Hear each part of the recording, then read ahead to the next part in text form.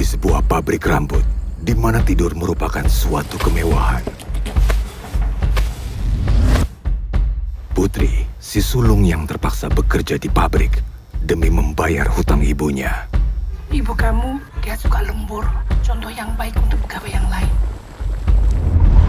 Ida, sang adik yang meyakini bahwa ibunya diburu oleh sosok hitam. Bona? Sementara si bungsu, Bona, menawarkan tubuhnya sebagai solusi. 3 kakak beradik bertekad mencari kebenaran demi tidak menjadi korban. Bola mata buatan kamu bagus. Lo sadar gak sih? Lo enak jari lo buntung bisa tumbuh lagi. Bagai mimpi di antara kerja lembur, kejadian-kejadian aneh datang silih berganti. Orang-orang gak akan celaka kalau mereka gak kesurupan. Mereka gak akan kesurupan kalau mereka gak kurang tidur. Di sini ada setan kan, Bu? Tidak ada setan di sana. Membawa Putri, Ida dan Bona kepada Mariati, si pemilik pabrik rambut yang menyimpan sejuta misteri. Ya sekarang kalau emang tuh pabrik isinya setan, kenapa gak semua orang keluar aja sih? Ya karena gak semua orang punya pilihan, Kak. Sama kayak kita, sama kayak Ibu. Sekecil apapun kerjaan kita adalah ungkapan rasa terima kasih kita kepada Ibu Mariati yang telah memelihara kita. Siapakah sebenarnya Mariati? Rachel Amanda, Lutesha, Iqbal Ramadan, Sal Priadi, Kev, dan Didi Ninitowo dalam sebuah film horor fantastis dan ajaib dengan sedikit bumbu komedi dibuat oleh para pembuat film yang kurang tidur. Saksikan Monster Pabrik Rambut mulai 4 Juni 2026 serentak di bioskop-bioskop kesayangan Anda.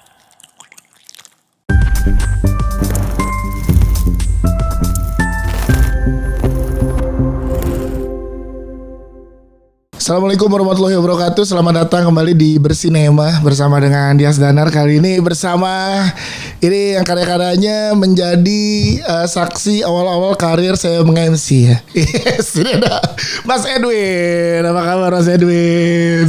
Jadi awal-awal karir gue nge-MC film, ya. Itu Aruna dan Lidahnya, Mas. Oh gitu. Awal kan itu Aruna dan Lidahnya itu 2018 kan. Nah, gue mulai nge-MC itu 2017. Jadi termasuk film-film awal yang gue nge-MC. Wah, gila-gila. Kehormatan. Wah, saya kehormatan. Tiba-tiba masuk apa Aruna dan Lidahnya siapa Mas Edwin?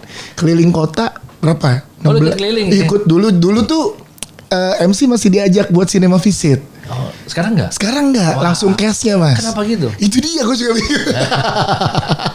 Jadi dulu ada kali 12 sampai 16 kota Mas Iya, ya. Aruna keliling. Iya. Sampai ke Pulau Jawa keliling, Sumatera, ke Kalimantan ada Padang, beberapa Padang gitu-gitu keliling dan gue ikut semua tuh Mas. Wah, merasakan di sana keliling-kelilingnya sama Mas Edwin, Mbak Dede, Niko. Seru banget. Wah, seru banget. Kan filmnya Aruna dan Lidahnya ya. Ceritanya perjalanan mereka tentang makan-makan juga kan Mas ya. Nah. Di tempat-tempat kota-kota yang kita datengin selalu dapat restoran yang the best. Emang nyari, emang niat. Niat udah pasti gitu. Itu salah satu yang dikangenin tuh Mas kalau promo film tuh. Nah. Itu emang ini ya, sengaja ya. Jadi tim mereka cari dulu nih tempat makan yang oke apa nih kemana gitu. Soalnya pasti ada aja makanan yang emang dekat-dekat sama tempat bioskop. Kayaknya emang gitu deh gitu Nggak, apa ya. tapi tradisinya. bukan yang turis material Tahu, gitu. Jadi emang mungkin ini kalau dari pengalaman saya juga ya kalau Iya. nonton bioskop itu dari kecil tuh selalu nyari yang deket sama tempat makan setelahnya karena dulu kan bukan di mall ya. Iya betul. Dulu kan bioskop Sendiri, gitu. iya. Misalnya waktu saya di Surabaya itu saya nontonnya di bioskop Mitra. Sekarang udah nggak ada. Sekarang udah hilang lah gitu. Tapi di bioskop Mitra itu sebelahan sama ya kalau jalan kaki kayak cuman 5 menit paling lama lah gitu ya. Ayam goreng enak banget. Enak banget. Disebutnya ayam goreng Mitra karena dekat. Pemuda. Jalan Pemuda soal di Jalan Pemuda. Mitra itu di Jalan Pemuda. Iya. Kita antara mau makan sebenarnya idenya senang-senang. Itu udah sepaket tuh mau sambil makan malam abis itu nonton atau kebalikannya. Iya, nonton abis itu makan. Jadi udah tahu tuh. Udah sepaket tuh gitu. Jadi kayak kalau kita tour muter film kita itu sama sebenarnya pengalamannya dari semua yang produser atau kru atau cast tuh semuanya juga kayaknya habis nonton ya mesti makan yang enak. Dan cari makannya bukan yang turis material ya, bukan yang wisatawan ke situ. Iya, kalau di kotanya misal kemarin di Padang apa nih di Padang nih bioskop di sini makanannya apa yang dekat situ? Yang deket dan enak. Yang emang sepaket gitu. Oh iya, wah itu kenyang banget. Harus kenyang ya. Dan bersama itu tuh Palari Films kan bertiga ya Mas ya, Mas Edwin, Mbak Dede sama Mas Edi ya. Iya. Bertiga ya. Awalnya tuh pertemanan apa sih Mas bisa ngumpul bertiga buat Palari akhirnya Mas? Pertemanan, ya kita hubungannya pasti kalau dari film sih nyambung banget ya, gitu. Iya. Ngobrolin film lah gitu ya, art lah pada umumnya juga gitu, mestinya sama-sama senang musik, sama-sama senang ke pameran-pameran gitu. Ya. Tapi makanan lagi-lagi itu menyatukan. Yang menyatukan salah satunya itu gitu makanan ya. Favoritnya mirip-mirip. Nggak favorit justru, jadi kayak beda-beda gitu. Tapi kayak misalnya Edi kan orang Makassar. Iya. Dengan saya kan nggak terlalu tahu makanan Makassar, Iya, jadi kayak diajakin gitu. Di sini nih gitu kalau mau makanan Makassar yang bener nih. Iya. Udah gitu. Kalau selama kayak karena saya orang Surabaya, saya bisa rekomendasiin tuh rawon mana nih gitu kan. Iya. Di beberapa kota saya suka nyatetin soalnya gitu kalau yang tempat-tempat makan yang oke nih. Oke. Kayaknya ini kalau butuh cita rasa Jawa Timuran tuh kemana nih gitu. Oh, itu menyatukan ya. Tapi benar salah satu yang ter-highlight Makassar tuh waktu itu Mas Edi. Makassar. Kemana-kemana ya udah paling hatam ya karena beliau orang Makassar ya. Akhirnya berjalan setelah Aruna dan Lidahnya, terus gue juga nge-MC-in seperti Dendam, ya kan. Wah itu juga best lagi dan sekarang hadir dengan Monster Pabrik Rambut. Yang official trailernya itu membuat orang nengok setelah sekian lama dengan konsep yang seperti ini. Ada apa bahasanya Mas? VO-nya? Ya, apa? Narasinya. Narasinya. Nah, kita pengen bahas trailernya dulu deh. Kenapa konsep trailer itu berbeda dari promo-promo film lo sebelumnya Mas yang ini? Ya sebenarnya hakikatnya trailer itu kan untuk mengumumkan sebuah judul film dan menginformasikan tentang apa sih filmnya gitu. Iya. Mengundang orang juga gitu, harus mengundang orang juga untuk memperhatikan tentang informasi apa yang mau disampaikan. Oke. Dan saya itu ini lagi-lagi juga pengalaman saya dengan nonton film di zaman saya masih kecil. Itu memang kita tidak membaca dari ya jelas nggak ada podcast. Iya kan? Betul, belum ada sosial media, belum ada. Sosial media. Iya. Nah itu kita dikenalkannya dengan satu radio, ya kan, banyak sekali radio yang waktu itu kita dengarkan dan di jam-jam tayang yang jam-jam siaran radio yang prime time ya. Itu selalu ada tuh iklan film yang bentuknya menceritakan sebuah cerita atau tema besar gitu yang diselingi dengan potongan adegan dengan dialog pemain, terus memperkenalkan Rano Karno dalam sebuah film dengan musik, dengan visual dengan efek itu secara imajinatif sangat-sangat mengundang banget gitu sebagai pendengar gitu ya. Lagi bengong-bengong di kamar gitu mau tidur mendengarkan itu gitu kayak wah ini asik banget filmnya kayaknya. Jadi tergugah dari denger doang. Oke. Terus ada lagi tuh selain radio juga ada yang lewat-lewat tuh di depan rumah gitu. Di depan sekolah biasanya pakai juga toa ngumumin.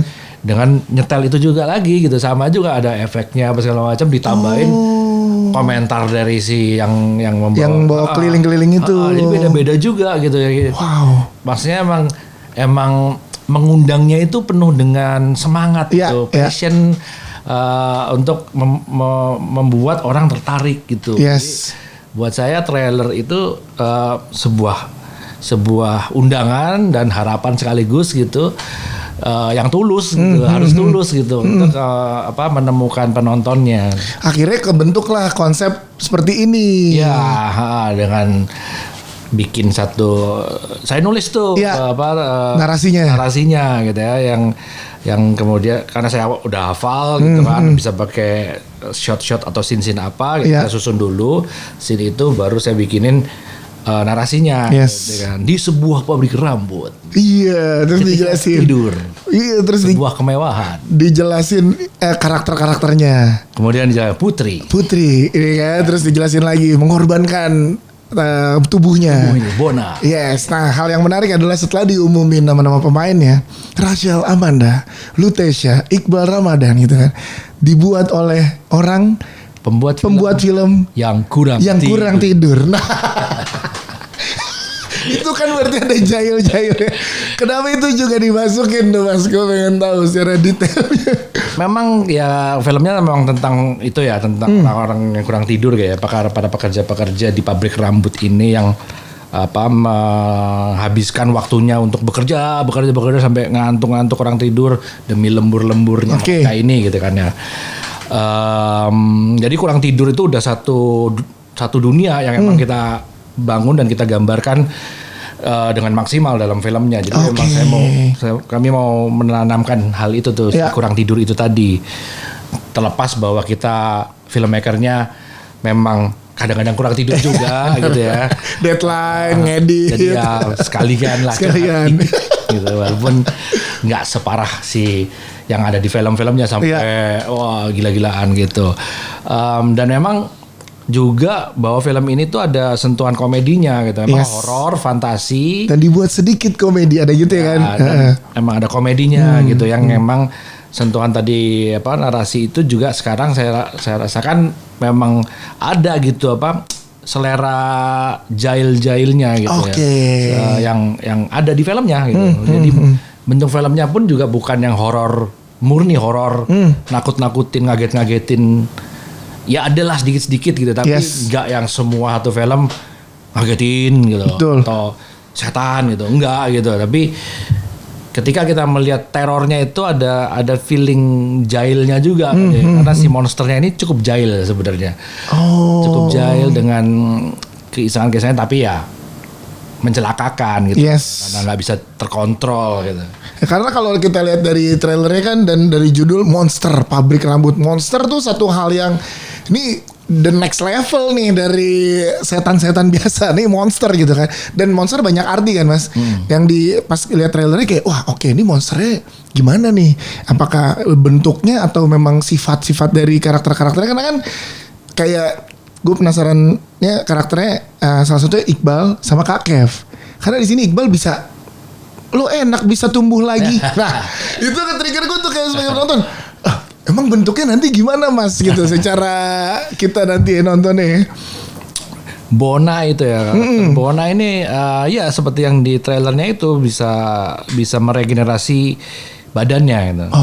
Kayak axolotl. Kayak cicak. Jadi buntutnya bertahan. Pas gitu bisa. Jadi emang agak mengambil ini gitu inspirasi dari alam juga gitu. Ketika ada makhluk seperti axolotl, cicak yang menggunakan tubuhnya sebagai bagian dari evolusi atau bagian dari survival mode, itu Bona adalah itu gitu, bahwa dia bisa meregenerasi badannya. Dan kembali ke ini baru kemarin saya obrolin juga tentang regenerasi dari si Bona ini. Sebenarnya kalau kita tidur itu kan badan kita meregenerasi sel-sel. Iya, kita betul. Memerlukan tidur itu karena apa sih? Karena perlu ada waktu yang cukup gitu ya, 8 jam, lebih dari 8 jam lebih baik gitu kan. Karena banyak racun-racun yang selama seharian kita hidup masuk, misalnya itu bisa diolah, bisa dibuang gitu oleh sel-sel kita, dan termasuk sel-sel kita itu harus diperbarui gitu kan. Ada proses itu. Nah, kalau kita tidur kan kita nggak bisa kayak gitu. Nggak bisa. Kalau kita kurang tidur gitu. Lama-lama rusak badan kita segala macam karena itu gitu. Nah, dengan adanya Bona ini di mana manusia mengorbankan waktu tidurnya, pertanyaannya bagaimana gitu sel-sel itu bisa beregenerasi gitu. Dan Bona adalah sebuah solusi gitu. Oke. Mungkin ya udah memang nggak bisa tidur kita, tapi mau nggak lo badan lo akan tumbuh kayak gitu kalau kepotong kayak cicak gitu. Bagian dari evolusi lah gitu di dunia ini gitu, di dunia film si Monster Pabrik Rambut ini. Benar, berarti secara ininya ada fantasinya juga dong Mas. Fantasi kalau Wah, kan seru ya jadinya. agak sok-sok ilmiah tapi ngarang gitu. Ya itu kejahilan. Kejahilannya ditunjukinnya di situ ya. Oke, ntar gue lanjut lagi pertanyaan, kita kopi dulu masuk nih buat Mas Edwin nih. Nah, ya kita tutup tisu karena belum ada sponsor kopi ya. Oh boleh dong dibantu ya. Nggak usah pakai tisu-tisu gini. Iya, biar jadi bisa dibuka, tapi nggak apa-apa. Buka aja Mas, aman. Biar mancing mereka sponsori next ya. Oke. Oke, jadi ada fantasinya karena dari trailer sebenarnya udah dijelaskan secara itu dikasih lah ya secara tersirat ya, ini tuh ada fantasinya. Karena lo melihat satu fenomena yang terjadi di karakter Bona. Iya. Gitu kan. Nah, di karakter-karakter yang lainnya Mas seperti Rachel Amanda dan Lutetia ada keunikan apa yang dimiliki mereka? Sebenarnya mereka bertiga tuh ya dinamika saat kakak beradik lah ya. Oke. 3 kakak beradik. Putri yang paling tua, yang segala macamnya praktis, rasional gitu ya, merasa paling bertanggung jawab. Gitu. Kalau ibunya meninggal, dia yang harus menanggung bebannya. Dia pikir dia sendiri yang harus menanggung. Gitu ya. Anak pertama gitu ya. Kedua adiknya Ida gitu, yang sebagai anak tengah biasanya kan suka gitu ya. Dia harus menjadi transisi lah, medium dari semua orang, kakaknya dan adiknya, yang yang terutama karena adiknya ini emang satu bentuknya aja udah paling ajaib sendiri gitu ya. Bagaimana mereka bertiga ini sebenarnya harus saling memahami satu sama lain gitu, supaya bisa selamat dari kondisi yang ada di pabrik ini yang mengancam semua para pekerja pabrik, termasuk mereka juga gitu. Ya makanya sosok inilah si Monster Pabrik Rambut ini nih. Karena pemain-pemainnya selain ada bertiga tadi ada itu Kak Kev. Nah penasaran tuh Mas, ketemu Kak Kev kayak saya seneng banget sama konten-kontennya dia. Apalagi kalau udah ada Ica tuh yang ada kerudung kuningnya tuh dia di kontennya tuh. Iya kocak sih. Kocak tuh. Nah itu gimana Mas dalam pemilihan cast? Kalau Ute, Rahel Amanda, Iqbal ya udahlah mereka aktor-aktor yang sangat hebat. Kak Kev kan berangkat dari kreator gitu ya. Dari Mas Edwin ngeliatnya seperti apa? Saya memang dalam proses casting tuh saya selalu mengharapkan bertemunya bakat-bakat dari yang sudah ada atau maksudnya memang ada kayak udah kebayang misalnya Putri siapa gitu kan. Iya. Karena memang ya udah beririsan lah dengan banyak, saya pernah nonton filmnya di mana sebelumnya, jadi udah kebayang gitu ya. Tapi perlu juga ada kejutan-kejutan gitu dari mana nih gitu, dari bisa dari musisi, bisa dari konten kreator juga, bisa dari mana-mana, pokoknya yang ada di sekeliling kita itu bisa jadi materi gitu untuk kemudian dipertimbangkan sebagai susunan ensemble film ini gitu. Ya Kev,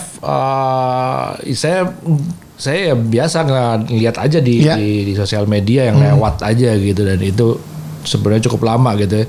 Saya ngikutin dia dengan ketololan-ketololannya dia itu ya. Sebelum pelan-pelan sayang itu. Iya betul, sebelum film pendek yang vertikal. Sebelum itu dia sebelum eranya dia sok-sok ganteng itu. Betul.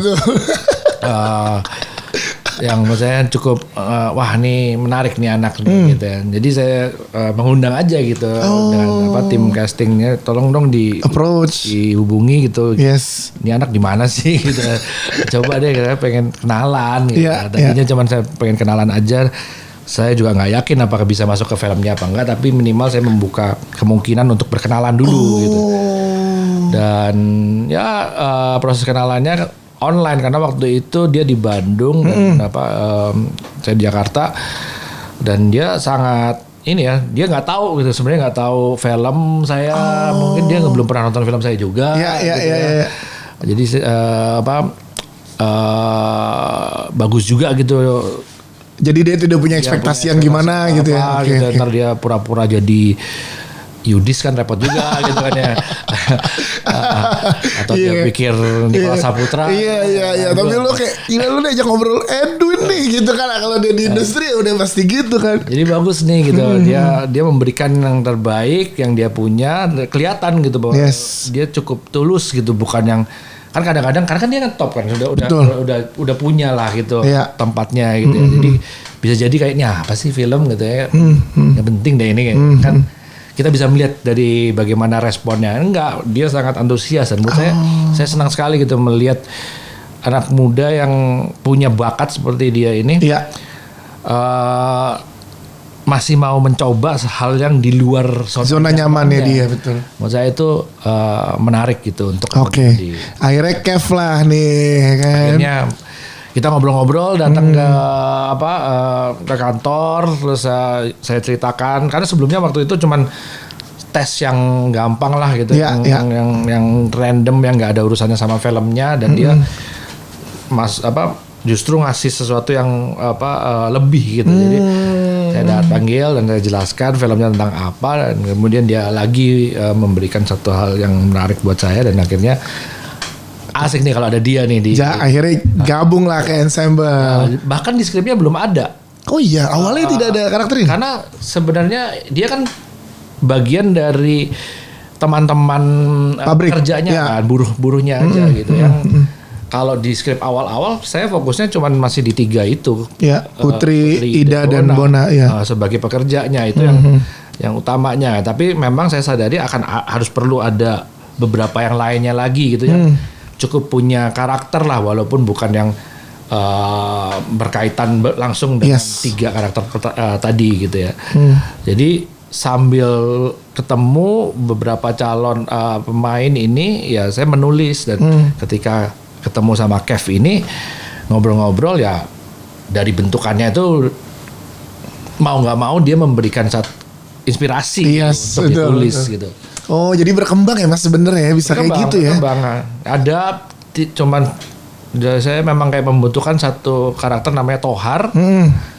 Tapi ya masih bisa dibangun gitu karakternya. Begitu ketemu sama Kev, ya udah saya masukkan lah apa yang dia berikan tadi itu ke skrip. Oh, nah menarik juga kalau tadi Kev, gue juga penasaran dengan Sal Priadi yang udah project ke 2 berarti ya sama Mas Edwin ya. Sebelumnya seperti Dendam, Rindu Harus Bayar Tuntas, terus sekarang hadir lagi sekaligus misi soundtrack juga. Ya. Sal nih gimana Mas? Sal ini karakter Rudy dia memerankan namanya karakter Rudy. Dia juga bagian dari casting, tapi emang saya juga merasa perlu ada memang di bagian skripnya ada bagian nyanyinya gitu. Karena sebelum kejadian-kejadian aneh mereka itu, saya tetap masih ingin melihat mereka sebagai manusia gitu. Yang kita bisa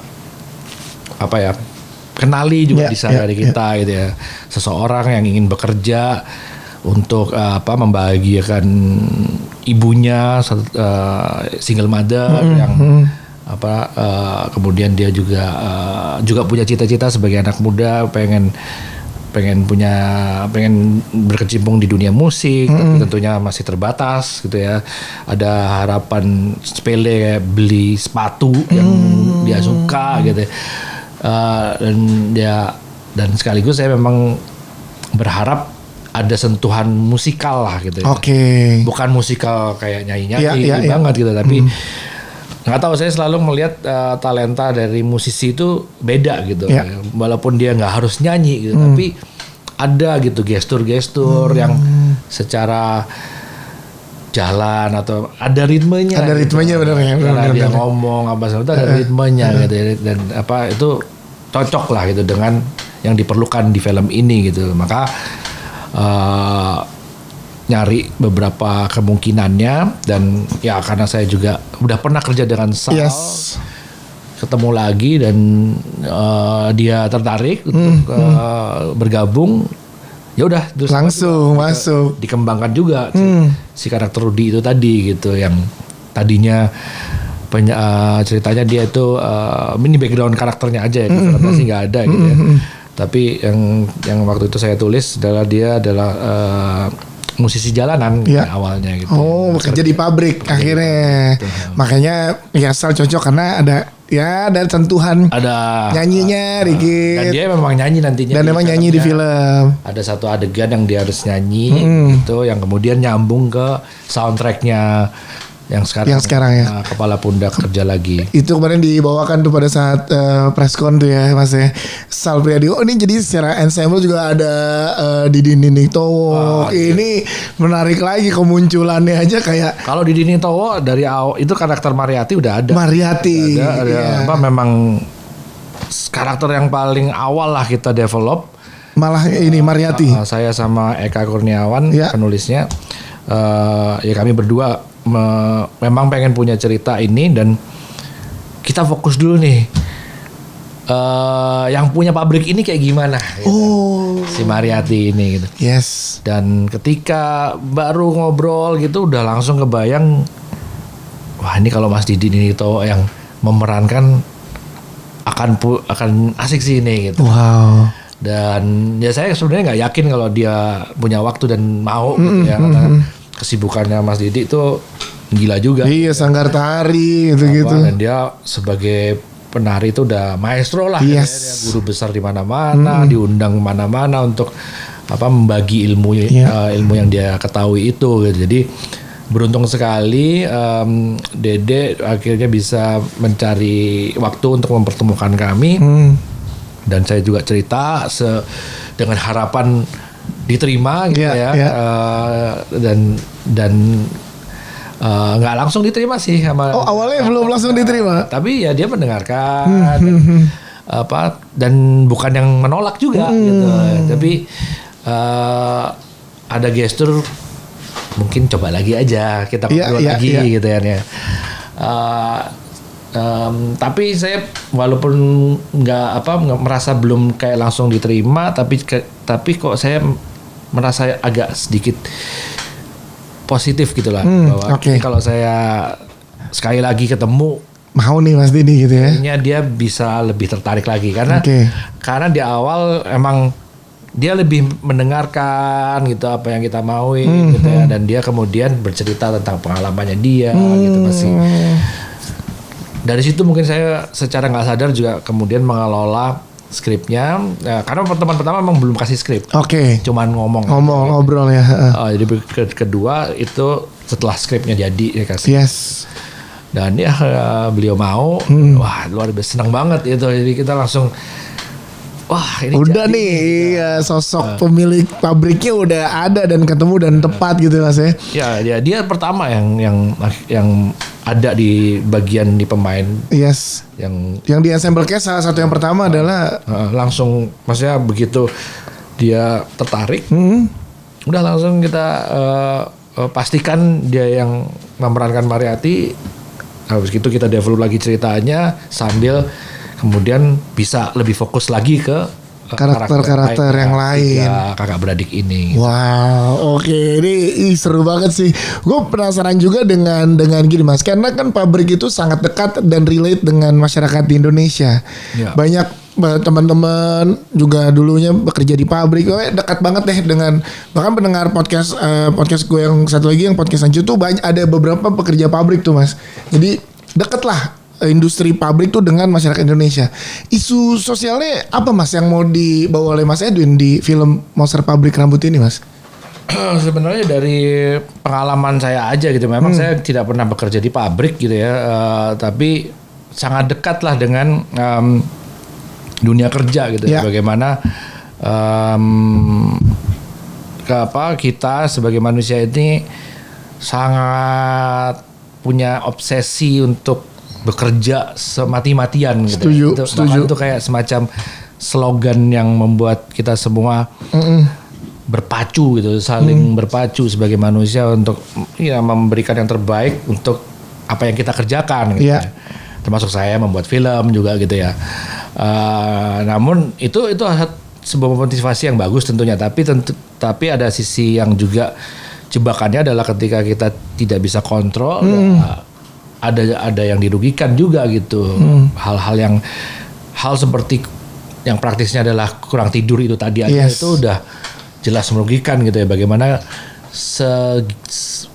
dan itu sistemik gitu. Saya rasa itu sistem yang membuat kita semua merasa harus mati-matian bekerja gitu loh. Buat apa? Buat ngumpulin duit, bertahan hidup gitu ya. Buat cita-cita yang kadang-kadang perlu nggak perlu gitu kan ya. Buat status, macam-macam lah gitu ya. Memang beban-bebannya itu kayak makin lama makin banyak aja gitu untuk membuat kita semakin semakin tergantung dengan pekerjaan, bahkan kita bisa dibilang kita adalah pekerjaan kita. Kalau kita nggak ada kerjaan, apa kita? Identitasnya apa? Nggak ada kita. Iya bener kan? Lagi. Kalau lo MC, podcaster gitu ya Mas. Misalnya bukan podcaster, bukan MC, lo apa gitu? Iya ya. Kan? Sama rasanya dengan banyak orang yang ada di sekitar kita ini yang menurut saya perlu dibicarakan lah gitu ya, persoalan masalah apa sih esensi kita bekerja ini gitu ya. Bisa nggak kita lebih karena kita rutin tiap hari kerja jadi nggak sempet refleksi gitu, nggak sempet mikir gitu untuk apakah kita bekerja ini emang sudah sepantasnya, selayaknya, apakah kita bekerja, kita sebagai manusia ini bekerja untuk untuk kebutuhan yang emang perlu kita raih melalui pekerjaan, atau bahkan ada yang nggak tahu itu kenapa kita bekerja. Iya. Ya kan? Karena nggak ada pilihan lagi aja gitu misal. Ditambah banyak sekali problem di mana kurang pekerjaan juga gitu, maksudnya banyak teman-teman yang juga struggling gitu atau berjuang gitu ya untuk mendapatkan pekerjaan, lapangan pekerjaan makin susah segala macam, sehingga itu makin memperburuk lagi orang-orang yang udah punya kerjaan sehingga harus lebih kompetitif yang kemudian buat kami itu menakutkan ya gitu, buat kita menjadi kurang manusiawi, kurang empati. Kurang tidur, zombie gitu yang kemudian cocok gitu digambarkan di sebuah setting film di Monster Pabrik Rambut ini. Monster Pabrik, jadi tergambar semua nih sistem pabrik yang gimana seperti gambaran kehidupannya kayak tadi Mas Edwin jelaskan Dan ya pabrik itu mungkin kita tadi seperti saya bilang itu kita nggak pernah kerja di pabrik gitu, nggak semua orang pernah bekerja di pabrik gitu ya. Tapi kita tahu bahwa banyak banget di Indonesia ini yang bekerja di pabrik. Saya rasa ekonomi kita juga dibangun dari banyak ini made in Indonesia. Kalau kita pakai ini kan semua pabrik, kan sepatu apa semuanya. Industri yang besar sekali gitu ya, dan bagaimana sering juga kita lihat berita-berita kalau di secara fantastisnya tuh orang kesurupan massal di pabrik gitu kan. Iya betul. Ya itu kan potret bahwa ini potret pekerja yang lelah, yang dieksploitasi, yang nggak punya waktu untuk menjadi manusia kembali. Ya itulah gitu yang kemudian mendasari film ini. Kita perlu membuat semaksimal mungkin supaya bisa kita punya ruang untuk menjadi manusia di saat kita bekerja pun gitu. Wow. Oke. Ini jadi kayak jadi ini deket deh gitu Mas ya, kan awalnya kayak ini ada fantasinya nih gitu kan, karena tadi karakter Bona gitu. Tapi ternyata isu yang diangkat sangat dekat dengan keseharian kita jadinya. Karena sekarang kolaborasi lagi bersama dengan Mas Eka Kurniawan kan. Nah ini penasaran Mas gimana akhirnya berkolaborasi lagi di Monster Pabrik Rambut. Mas Eka ini ya sebelumnya kami bekerja di seperti dendam tuntas berdasarkan bukunya dia kan. Terus habis gitu kami bertemu lagi setelah saya buat Kabut Berduri. Kok kangen lagi nih kerja sama dia gitu ya. Cuman buku-bukunya bagus-bagus. Saya juga pengen sih bikin film semua dari buku-bukunya dia gitu. Iya. Cuman kali ini kami kayak menarik nih kayaknya Mas Eka kalau kita bikin udah bikin asal bukan dari buku gitu, dari Develop bareng dari cerita original aja gitu, dari aslinya asli buat film lah Iya. gitu. Ayo dia juga tertarik gitu dan sama-sama kami suka horor juga, horor khususnya horor tahun 80-an. Yes. Ya baik-baik lagi nih memang exposure kami terhadap budaya pop itu di tahun-tahun 80-an dan awal 90-an itu emang sama lah kayaknya. Nontonnya juga sama gitu ya, horor-horor apa nih? Klasik gitu, horor klasik ya. Bocah ajaib, Ratu Ilmu Hitam lah, gitu yang gitu-gitulah ya, gitu. Susana, horor-horor yang ajaib sebenarnya gitu, yang sebenarnya nggak boleh ditonton sama anak-anak, tapi karena ya kita nontonnya di layar tancap, kelihatan juga dari depan rumah.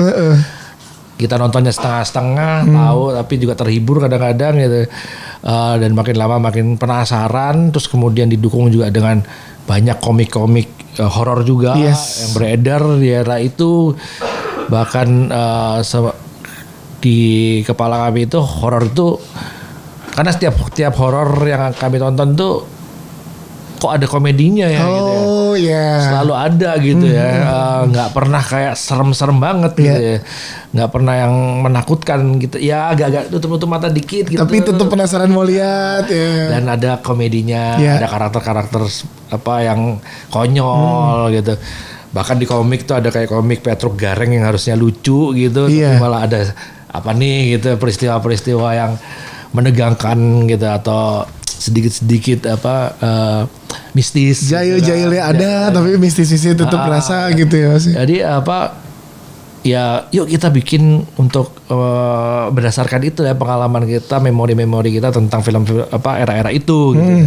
Jadi bentuk gaya filmnya pun dari awal menulis udah kebayang akan mengarah ke sebuah film yang pendekatannya ke arah sana gitu. Jadi udah tahu ya. Bahasanya, maksudnya cara menampilkan horornya itu mudah-mudahan nanti teman-teman yang nonton bisa juga melihat lagi ke belakang bahwa dulu kita pernah juga tuh nonton punya film-film seperti itu gitu. Bahkan nggak cuma di Indonesia ya, ada era di mana Hollywood juga punya film-film seperti itu, kayak misalnya film The Thing, film-filmnya John Carpenter gitu, yang memang horor tapi bukan setan gitu, karena ya Hollywood kan nggak tahu lah, nggak punya setan sebanyak kita lah. Ya benar, kita etalase setannya banyak banget ya kan. Jadi mereka menciptakan sendiri monster-monsternya gitu, kecil-kecil gitu. Dari virus gitu kan, dari makhluk, ada makhluknya lah gitu ya. Organik yang bisa kita lihat, bisa kita pegang. Nah, itu jadi salah satu juga bahan dari kita untuk membuat cerita yang mungkin horor tapi nggak setan nih. Dan lo berasa ikut ketegangan dalam berceritanya, bertuturnya, tapi tetap ada jail-jailnya, ada konyolnya kayak gitu ya. Tadi di trailer dikasih tahu juga nih ada sentuhan komedinya juga gitu ya. Komedinya bukan yang kayak agak lain gitu sih, enggak. Iya. Tapi pengalaman saya nonton berapa kali waktu ngedit dan kemarin juga nonton di beberapa kali penayangan sebelumnya yang dengan penonton. Ada ketawa-ketawanya gitu, dan seneng gitu, bukan ketawa yang terbahak-bahak tapi kayak tahu kan yang kayak gitu ya. Tertawa yang sedikit karena kejanggalan yang ajaib banget gitu. Keadaan gini kok kejadiannya gini gitu ya maksudnya. Kejadian keadaan-keadaan itu yang bikin jadi situasinya lucu ya. Nah karena kan penayangan kalau tadi ngobrol sebelum di Indonesia kan kemarin udah ke Berlin sama kan? Hong Kong, betul. Yes. Nah respon dari penonton kita di penonton film ini di Berlin dan Hong Kong seperti apa Mas? Kita pengen tahu. Ya di Berlin itu penayangan pertama, memang kami kebetulan dikasih satu bioskop yang paling gede di sana. tadinya kan saya datang gitu untuk ngecek gambar dulu sebelum ada pemutarannya, dikasih waktu. Wah, saya agak-agak jiper tuh. Ini 2000 kursi. Wow, kita epicentrumnya 500 Mas, itu udah banyak banget. Makanya gede banget. 2000. Ini banyak banget nih kursi, akan diisi sama orang nih. 2000 audience, layarnya gede banget lah, 24 meter kalau nggak salah panjangnya. Jadi buat saya sendiri, wah ini saya juga agak-agak ya senang tentunya, tapi juga deg-degan nih, ada yang nonton apa enggak nih gitu, sebanyak ini gitu. Mana Berlin kayak sepi gitu kan. Kalau Jakarta kan kita tahu banyak orang. Nontonnya kalau siang udah 12 juta orang ya di Jakarta. Iya gitu kan, di Berlin jalanan sepi ya gitu kayak. Ini pada kemana orang-orangnya? Tapi pas acara penuh juga. Wow. Sold out juga itu tiketnya juga. 2000 coy. 2000 orang dan ya kebanyakan ya orang-orang karena programnya itu kalau di Berlin kan memang ada misalnya kompetisi gitu ya, yang lebih seni lah gitu ya, yang lebih berat lah gitu ya. Nah yang si Monster Pabrik Rambut ini ditaruhnya di namanya program Midnight Special, jadi lebih dibuat untuk penonton umum, jadi bukan untuk konsumsi penonton yang festival gitu Mas. Bukan yang art gitu, karena kan festivalnya kan memang besar sekali ya. Banyak sekali bentuk filmnya, jadi kan jangan dibilang kalau kita ngomongin festival film itu selalu film-filmnya mikir, betul, yang berat gitu ya. Ya nggak ada salahnya ya dengan film-film mikir gitu. Cuman nggak semuanya seperti itu emang, dan ada banyak yang dibuat untuk mengundang penonton tuh ya terhibur gitu. Nah salah satunya si Monster Pabrik Rambut ini masuk ke dalam programnya Midnight Screen ini. Midnight ini udah pasti urusannya sama horor, genre-genre yang ya dekat lah dengan hiburan gitu ya. Karena penontonnya juga penonton umum. Dan diputarnya emang di jam yang hari Sabtu waktu itu, jadi libur jam 7 malam. Jadi masih belum prime time sih itu Mas. Time, gitu. Jadi emang ditujukan untuk penonton umum gitu. Dan 2000 orang di satu teater itu. Penuh gitu. Deg-degan juga gitu kan. Walaupun saya tahu film saya ini bukan yang berat-berat banget gitu ya, tapi juga ya ini tetap masih di Festival Berlin gitu ya, yang mungkin mereka juga harapannya adalah gitu, yang berharap agak punya sentuhan-sentuhan seni gitu ya. Tapi ya saya percaya ini kan udah dipilih sama festivalnya, jadi mereka tahu lah mengkurasi, mereka yang kurasi gitu kan. Ya. Dan dipasarkan dengan yang tepat gitu. Pasti mereka juga yang datang juga punya ekspektasi yang kurang lebih nggak jauh-jauh lah gitu ya. Nggak mungkin mereka datang ke situ untuk mengharapkan film yang di luar ekspektasinya mereka gitu. Dan di titik-titik yang emang tadi saya bilang lucu gitu ya, mereka juga ketawa gitu juga. Dan itu jarang buat saya ngelihat, karena emang saya kalau khususnya ke Berlin itu banyak memutar film-film yang politis gitu ya, film-film yang art gitu ya. Tapi jadi kayak image saya itu ngelihat penontonnya tuh serius-serius betul. Abis itu diskusi panjang gitu ya. Nah di film ini kok saya melihat nih penontonnya beda, seneng-seneng mereka ya kayaknya, ketawa gitu, cukup kaget saya gitu. Oh bisa ya penontonnya tuh juga mengapresiasi sesuatu yang seperti Monster Pabrik Rambut ini gitu. Sesuatu yang ya tetap masih punya komentar sosial, itu mereka pasti akan bisa nyambung gitu ya. Tapi juga mereka menghargai dan bersenang-senang juga gitu dengan materinya yang emang ada unsur komedi kecil jahil-jahilnya itu gitu. Atau justru malah itu yang mereka tunggu Mas selama ini, kayak kita nonton serius-serius mulu nih, ada dong film-film yang segar ini gitu. Saya rasa ya kan ada kalinya, karena kan capek juga lah ya ngeliat terus gitu ya. Jadi mereka penontonnya apalagi di jam-jam prime time kayak tadi ya. Betul. Mas Edwin aja yang udah bolak-balik festival luar negeri masih deg-degan. Gimana Kak Kev kemarin kamu gimana? Gue pengen nanya tuh mas sebenernya kemarin. Kev, Dia gimana dia kan ikut kan dia ke Berlin kan? Pertama kali dia. Iya pertama kali filmnya langsung film Mas Edwin yang memang udah. Nah ini dia Mas Edwin kan terkenal juga dengan film-filmnya karya-karya langganan di festival-festival internasional Mas. Nah ini ada beban dan ekspektasi tersendiri nggak sih Mas buat Mas Edwin? Next film, next project tuh harus melewati, melebihi atau ada ekspektasi gitu nggak sih Mas? Ya. Sebenarnya ngelihat festival film itu sama dengan ini cuma penonton aja gitu. Memang beda jenis karakter penontonnya aja gitu kan. Jadi buat saya festival film itu medium untuk bertemu dengan penonton yang baru gitu yang mungkin di luar market yang bisa saya pelajarin lah gitu kan. Pada akhirnya saya pengen bikin film ya sebenarnya buat penonton di sini gitu ya, penonton Indonesia gitu. Yang paling dekat dengan saya gitu, yang saya pengen dengar juga respon dari penonton saya gitu ya. Jadi saya tidak pernah berpikir untuk membuat film untuk festival.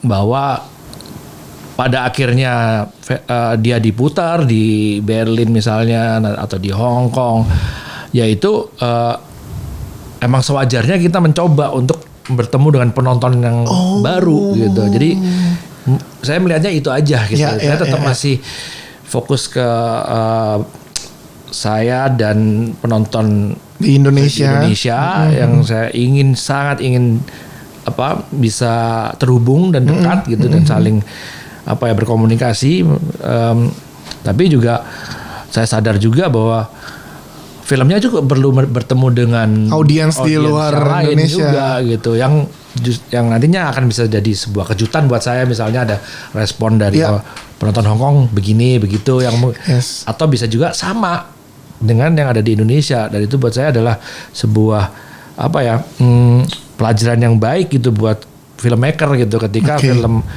filmnya bisa mendapatkan respon atau apresiasi di Indonesia, di tempat lahir saya gitu, tapi juga nyambung juga dengan penonton di luar gitu. Karena menariknya di tiap festival rata-rata tuh setelah menonton ada Q&A session ya Mas ya sama penontonnya ya. Dan betul. Sebagai filmmaker penting untuk mendapat sudut pandang dari di luar market di Indonesia. Itu tujuannya. Dan memang kalau penonton luar di festival memang agak lebih terbuka aja, karena terbuka dalam arti karena mereka nggak tahu sebenarnya Indonesia itu seperti apa, jadi pengen tahu, jadi akan menyerap apapun yang kita sampaikan. Jadi bukannya kayak kok gitu sih filmnya gitu ya. Enggak, jadi dia kalau nggak tahu ditanya di momen itu kayak ini emang gini ya, kenapa sih gitu ya Mas. Justru mereka pengen kenal gitu, dan itu menurut saya selalu membuat saya tersentuh gitu, betapa film itu bisa menghubungkan budaya yang berbeda dan membuat orang saling belajar gitu satu sama lain, jadi mengenal. Mungkin nggak semua orang punya keberuntungan untuk bisa ke Indonesia, tapi melalui film minimal jadi jendela untuk melihat gambaran-gambaran Indonesia ini. Yang dari mungkin dia pernah baca-baca, mungkin dengan film dia bisa jadi lebih kaya lagi pengetahuannya. Syukur-syukur punya motivasi untuk ketemu dan berinteraksi dengan budaya Indonesia. Itu ya, jadi jauh lebih luas dari sekedar untuk yang penting kita bisa diputar luar negeri, enggak di situ, karena justru sudut pandang orang yang nonton dan tadi ngenalin Indonesianya jadi lebih penting ya Mas ya. Ya, dan memang ada semacam obrolan gitu, kalau gimana sih bikin film supaya masuk festival. Sebenarnya jawaban paling mudah yang saya bisa dan efektif menurut saya adalah bikin film selokal-lokalnya gitu. Justru itu yang membuat penonton internasional jadi tertarik gitu. Sama kayak kita ngomongin tadi makanan ya. Misalnya kita ke Padang, masa kita cari makan nasi uduk. Iya sih harus lokal-lokalnya kalau di sana. Masa kita udah jauh-jauh kemana disuguhin yang kita tahu. Betul. Film juga begitu, ketika penonton di contohnya tadi di Berlin, di Amerika, di manalah gitu ya. Ya mereka tidak akan berharap film Indonesia menjadi film kayak film Amerika. Yes. Gitu, ya. Mereka akan expect sesuatu yang di luar pengetahuan mereka. Kayak gimana sih Indonesia, justru itu yang diharapkan. Rasanya kok ajaib ya, rasanya agak asem-asem dikit. Iya. Ya tapi itu Indonesia gitu kan, yang emang akan menjadi apresiasinya mereka. Oh Indonesia itu rada asem gitu. Yes. Misalnya oh ya kalau lo menyamakan, mau di Amerika nih kita pasar internasional, kita bikin se-Amerika mungkin. Ya ngapain buat penonton sana? Ya. Mereka udah sering makan makanan sana gitu ya. Betul. Wow, oke. Nih jadi inian lagi kan, karena ada ini juga Mas. Tapi penting nggak menurut Mas Edwin setiap film nggak setiap lah, tapi beberapa film di Indonesia sebelum penayangan di Indonesia harus ngetes atau memberikan spesial penayangan di luar negeri seperti di festival. Jadi hal yang krusial nggak sebenarnya? Ya itu tergantung filmmakernya aja sih gitu. Saya rasa nggak ada salahnya untuk ke sana, tapi nggak apa-apa juga kalau emang fokus terus aja di sini. Mau langsung juga boleh, itu tergantung kebutuhannya kita gimana sebagai filmmaker ya. Iya. Karena menariknya juga di sini kolaborasi juga di lokasi syuting di PFN ya Mas ya. Iya. Nah ini menarik nih kan, jadi itu PFN yang jadi pabriknya Mas, berarti set pabrik. PFN ini ya perusahaan film negara ada di Otista Jakarta Timur. Dia kan pabrik juga. Dulunya. Saya belum pernah soalnya ke PFN nih. Jadi gedung itu, gedung PFN ini adalah perusahaan film negara yang memproduksi film-film dokumenter, film-film propaganda dari zaman tahun 50-an sampai akhirnya Orde Baru lah. Film G30 SPKI itu dibuat di sana. Kalau pernah tahu teman-teman, itu film yang sangat-sangat dipaksakan untuk bisa ditonton oleh semua orang. Setiap saya zaman SD Mas, setiap tahun kita nonton itu harus gitu kan. tonton. Nah itu adalah buatannya PFN. Dan tadi saya bilang memang dia pabrik film gitu. Memang pekerjanya datang tiap hari membuat film, cuci film, ngeberesin film, syuting, studio besar dia gitu. Ada laboratorium filmnya, ada ada workshop pendidikannya segala macamnya gitu. Dan memang struktur bangunannya tuh udah pabrik gitu. Udah enak ya ini ya. Nah sejak bubarnya PFN, sejak bubarnya Orde Baru, PFN nggak digunakan lagi karena dianggap nggak perlu ada propaganda lagi dari negara gitu kan. Jadi ya udah agak terbengkalai gitu kan.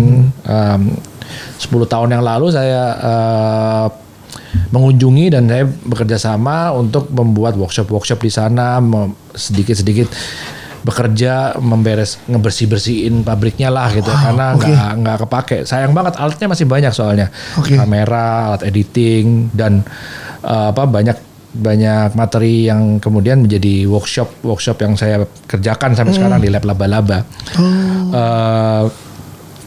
Yang banyak mahasiswa dari berbagai macam disiplin tertarik gitu untuk mengetahui proses-proses film yang masih zaman analog gitu, yang beda sekali gitu kan.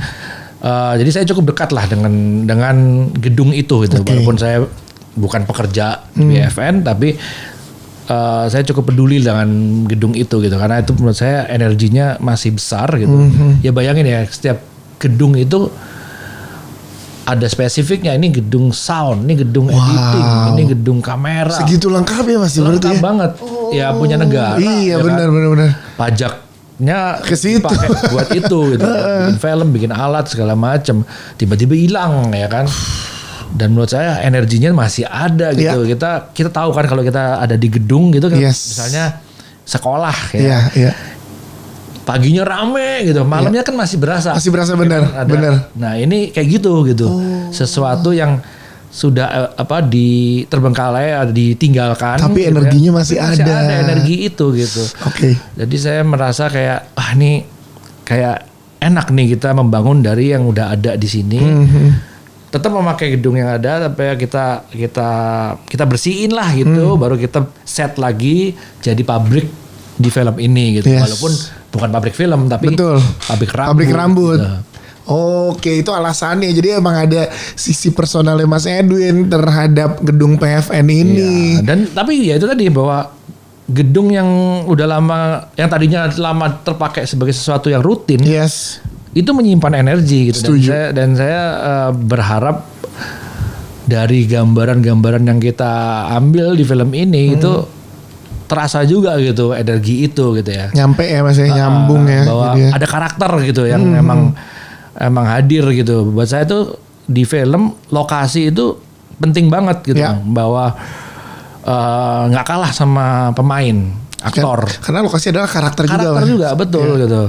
Pintunya segede apa, lorongnya sepanjang apa, lampunya gelap terangnya seperti apa. Itu kan menciptakan karakter yang juga bisa menjadi elemen penting untuk memberikan suasana, memberikan informasi, sama seperti karakter-karakter manusia yang ada di dalamnya gitu. Oke, jadinya ya energi itu. Jadi semua nggak hanya karakter pemain, tapi lokasi ini pun punya karakter yang energinya bisa sampai ke penonton ya nantinya ya. Ya saya cukup fokus banget untuk membangun lokasi pabrik ini gitu.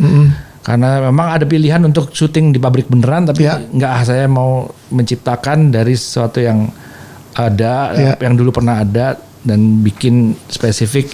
Dan tapi emang terinspirasi juga dengan pabrik rambut beneran gitu. Iya.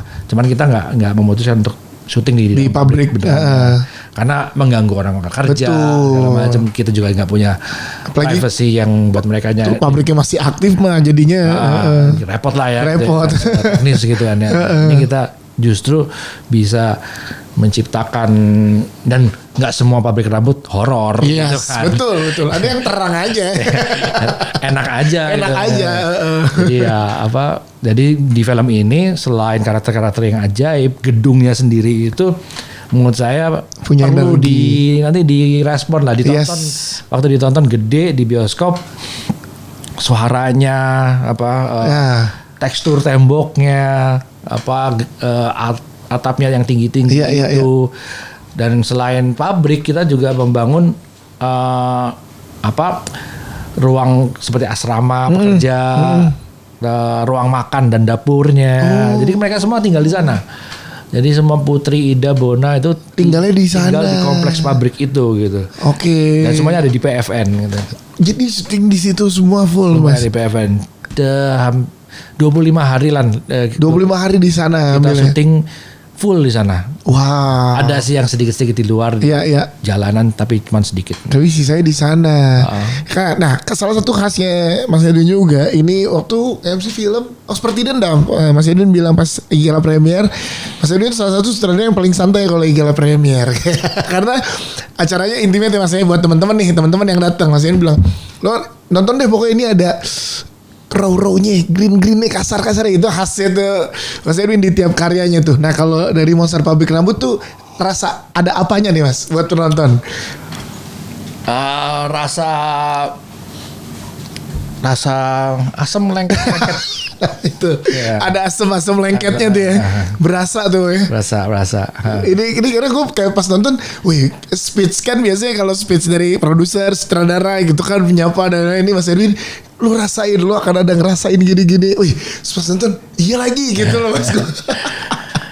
Ada baunya lah, ada baunya. Ada baunya, ini ya. Iya ada. Karena nanti abis ini Ajo Kawir kesini. Oh gitu. Iya, dari jam 3 dia. Oke. Silo itu ada rasa itunya berasa ya Mas ya. Berasa, Energi berasa. dari karakternya juga berasa di kita ya. Karena ya saya tuh seneng banget dengan film yang punya sensasi yang nggak cuman audio dan visual. Oke. Buat saya beberapa film tuh bisa menciptakan sensori bau. Wow, sampai kita ngehnya gitu. Oh. Berinding itu kan sebenarnya juga sensori di sentuhan kan. Oh gitu. iya ya. Merinding gitu ya, bikin nonton film bisa merinding. Iya. Gitu ya.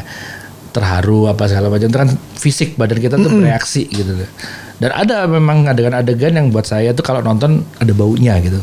Karena ada detail ruangannya, suaranya itu dibikin sedemikian rupa sehingga memori kita itu mengingatkan kepada bau tertentu.